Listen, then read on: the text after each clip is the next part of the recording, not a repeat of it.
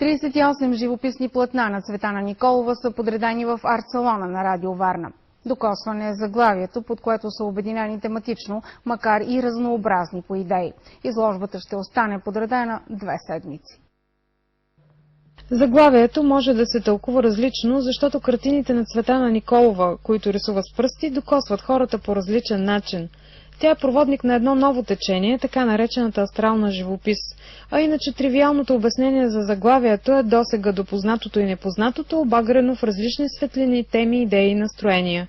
Признава, че е правила неуспешни опити да съчетае нейния стил с традиционната живопис, затова е решила да остане вярна на вътрешния си усет и понякога сама се изненадва от резултатите. Върху едно платно всъщност се събират стойностите на няколко картини със своята даденост, със своето излъчване, със своето въздействие. Имам картини, които старателно рисувам в една позиция. И мисля, че са готови.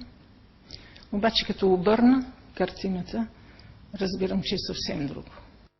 Характерното за нейните картини е триединството на човек, природа и вселена. Интересното е, че могат да имат различни послания, ако се завъртят и поставят в различна позиция.